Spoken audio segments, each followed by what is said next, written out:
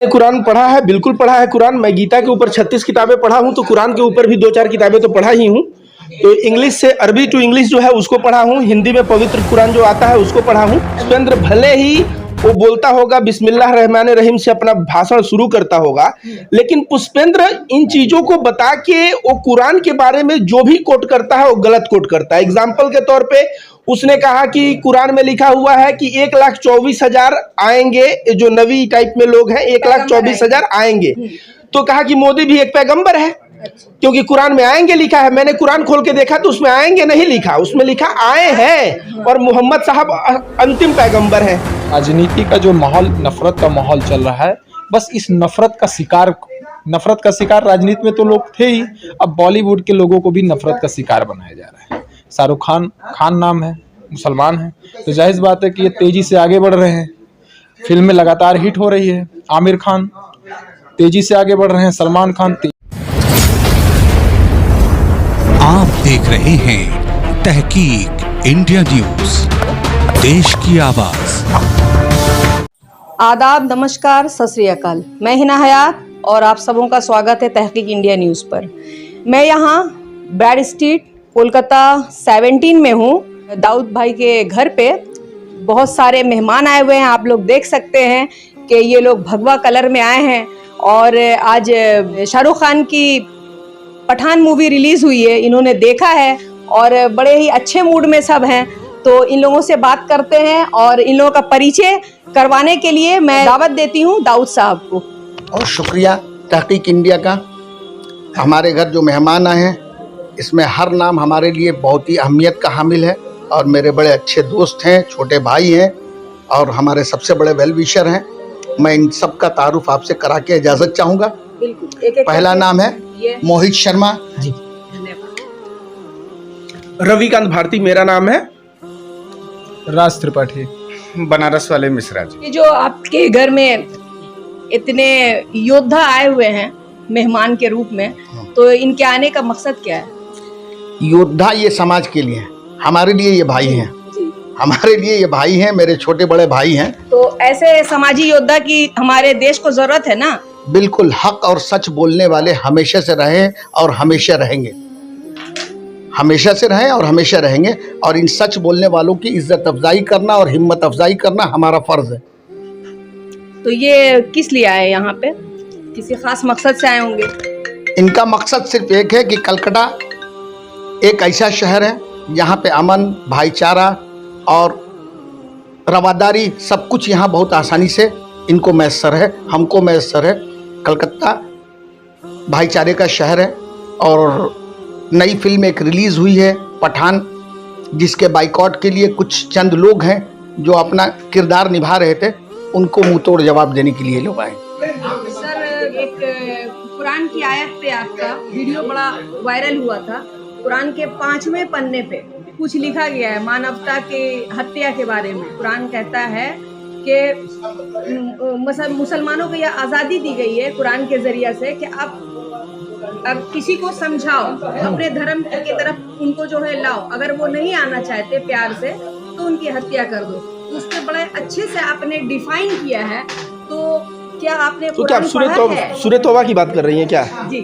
जी, मैंने कुरान पढ़ा है, बिल्कुल पढ़ा है कुरान। मैं गीता के ऊपर 36 किताबें पढ़ा हूँ, तो कुरान के ऊपर भी 2-4 किताबें तो पढ़ा ही हूँ।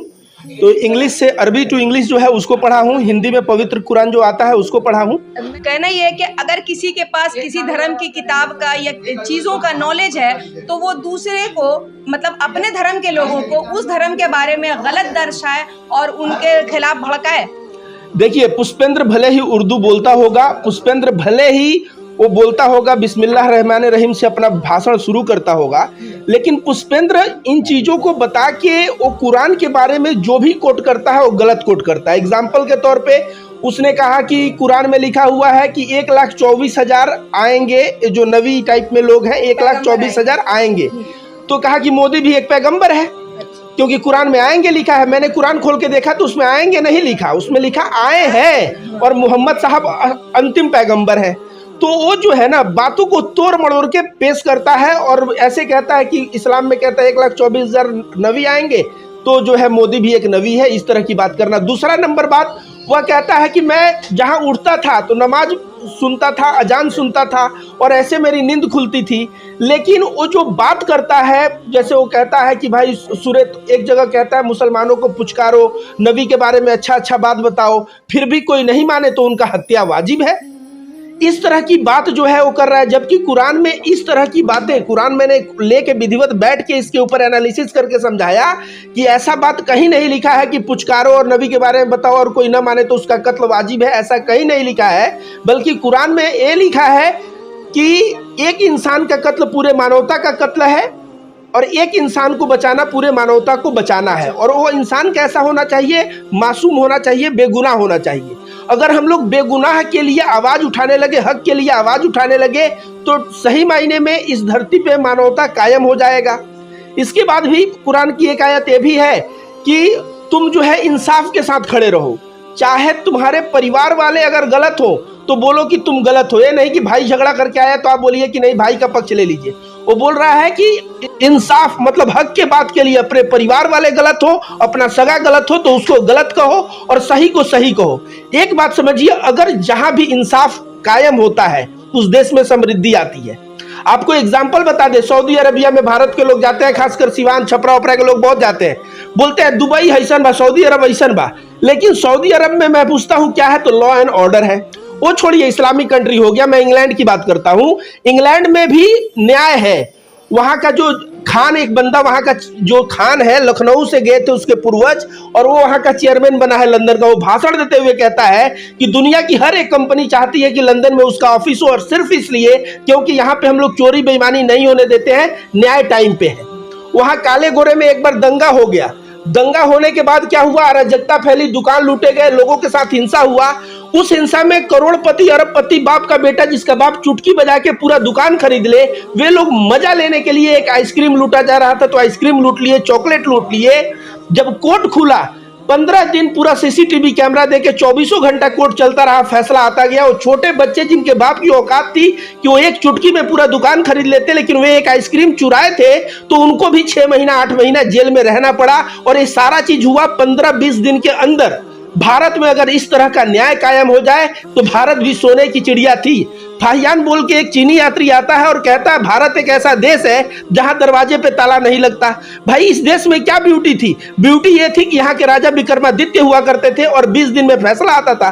तो जहां पे फैसला आएगा तो रोड पे कुछ गिरता था तो लोग पुलिस को जाके बताते थे। वो सोचते थे उठाऊंगा, कहीं कोई कर दिया, अगर मैं कल्पित पाया गया जेल जाना पड़ेगा। तो क्राइम फ्री देश था उस वक्त जब भारत सोने की चिड़िया थी। आज भारत गरीब इसलिए है कि भारत में इंसाफ नहीं है, और इंसाफ नहीं होने की वजह से आप मुझे 10 लाख रुपया देंगी, मैं बेईमानी करके बैठ जाऊंगा, और जब बेईमानी करके बैठ जाऊंगा, कोर्ट का चक्कर 20 साल आप लगाएंगी, मैं लगाऊंगा, और 20 साल में वैसे आप थक जाएंगी।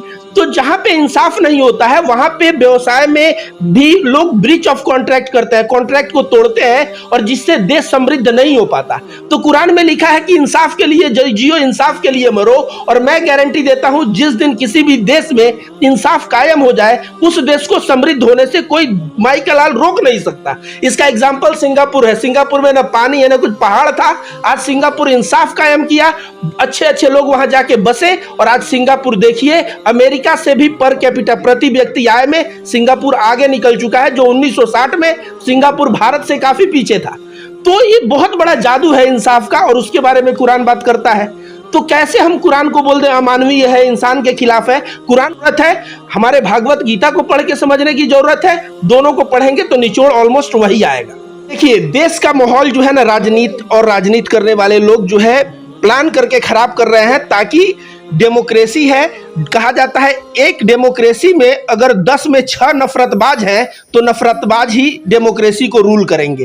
तो इसलिए नफरत फैला के अगर कोई अपना रोजी रोटी चला ले रहा है, सत्ता में बना हुआ है, तो लोग जो है नफरत को ही सोच रहे हैं, इसको और फैलाओ और वोट लो और सत्ता में बने रहो। और इस राजनेता की वजह से एक भी भारत के बाबा का नाम आप बता दीजिए। मिर्जापुर के बाबा हैं अड़गड़ानंद महाराज, देवरहुआ बाबा थे। हमारे भारत के एक भी, रामकृष्ण परमहंस यहीं आप कलकत्ता में है बगल में, एक भी बाबा का नाम बता दीजिए जिन बाबा ने एक नफरत को स्थान दिया हो। सभी ने प्रेम को स्थान दिया। रामकृष्ण परमहंस ने कहा जो तो मौत तो पथ, जितना मत है उतना रास्ता है, किसी को गलत मत कहो और जो है सब में भगवान को देखो, तो ये हमारा हिंदू धर्म है। लेकिन राजनेता उस हिंदू धर्म को हिंदू धर्म नहीं रख रहे हैं, हमारे जैसे सेकुलर को बोलते हैं मुसलमान है। मैं गारंटी देता हूं कि हिंदुस्तान अगर ऐसा ही चलता रहा तो एक दिन ऐसा आएगा कि भारत के जितने भी आध्यात्मिक बाबा हैं उन आध्यात्मिक बाबा को कहा जाएगा ये हिंदू नहीं मुसलमान है। क्यों? क्योंकि वो बाबा जो है प्रेम और सद्भाव की बात करेंगे और इन नफरतबाजों को प्रेम और सद्भाव से कुछ लेना देना नहीं है। तो ये भारत के लिए बहुत ही बुरा दौर चल रहा है और हम ईश्वर से प्रार्थना करेंगे कि इस दौर से ईश्वर राज त्रिपाठी जी, आप बड़े चंचल स्वभाव के हैं और आज आप लोग आए हैं खास तौर से पठान मूवी देखने के लिए और कुछ और भी मकासद हैं आप लोगों के। तो कल का क्या प्रोग्राम है और आज जो पठान मूवी देख के आए, पहले उसके बारे में 2 शब्द बोल दीजिए, उसके बाद कल के बाद ऊपर चलते हैं। देखिए, पठान मूवी बहुत तेज़ी से ट्रेंड चल रहा था और कुछ ऐसे देश में बाइकाट गैंग हैं जो लगातार मूवी रिलीज होती नहीं कि उसका बाइकाट करना शुरू कर देते हैं। ऐसे गैंग के कुछ सदस्य लोग पिछले 1 महीना से गला फाड़ फाड़ के चिल्ला रहे थे कि इस पठान मूवी को बाइकाट किया जाए, पठान मूवी में बेशर्मी से दिखाया गया है, पठान मूवी ये है वो है, फलाना ढिमका, तमाम प्रकार की बातों को लेकर के पठान फिल्म का जिस तरीके से जिस अंदाज से उनको बाइकाट करना था वो कर रहे हैं। मूवी आज देखा हमने, बड़ा एंजॉय किया, बहुत अच्छी फिल्म है, सभी को देखना चाहिए। और जो बाइकाट गैंग वाले हैं बाइकाट कर रहे हैं, फिल्म में ऐसा कुछ भी नहीं है जिसको फिल्म को बाइकाट किया जाए। बस एक साजिश है बॉलीवुड में जो सफल सितारे हैं उनको बदनाम करने के लिए, उनकी मार्केटिंग खराब करने के लिए। बस ये जो देश का छोटा तबका है जो भारतीय जनता पार्टी के इशारे में काम करती है, वो बस इसी काम में इनका डेली का काम है कि सोशल मीडिया पर रह करके बाइकाट बाइकाट बाइकाट करें, बाकी इनका कुछ कोई काम नहीं है। अच्छा, बॉलीवुड को राजनीति से जोड़ने का क्या मकसद है? बॉलीवुड को कभी राजनीति से जोड़ा ना जाए, ये मेरा मानना है। राजनीति एक अलग है, बॉलीवुड एक अलग है। बॉलीवुड में लोग स्ट्रगल करके अपनी कला, अपनी अदाओं को, अपने टैलेंट को दुनिया भर के में दिखाते हैं, अपने कलाकारी को, लोगों को मनोरंजन करते हैं, लोगों को एक शिक्षा देते हैं। मूवी में भी कई सारी चीज़ें सबक लेने की चीज़ होती है, उसमें सारी चीज़ें दिखाई जाती है, उसको कभी राजनीति से नहीं जोड़ना चाहिए। लेकिन कुछ लोग हैं जो अपनी आदतों से बाज नहीं आते हैं, बॉलीवुड को राजनीतिक का रंग दे ही देते हैं। आज बॉलीवुड इतना गंदा हो गया है कि आज दो एक्टर जो है बढ़ चुके हैं। जो सबसे ज़्यादा सफल है, अगर कहीं वो मुसलमान है तो लोग उसका विरोध करके उसको नीचे उतारने का काम करते हैं। शाहरुख खान एक ऐसे कलाकार हैं जिनकी कई सारे फिल्में बहुत पुराने ज़माने में हिट हुई, जैसे करण अर्जुन देख लीजिए, DDLJ देख लीजिए। ये ऐसे फिल्म हुआ करते थे कि जो बच्चे से लेकर बुजुर्ग तक ये फिल्में बहुत देखा करते थे। तब क्या इनमें कोई बेशर्मी नहीं थी?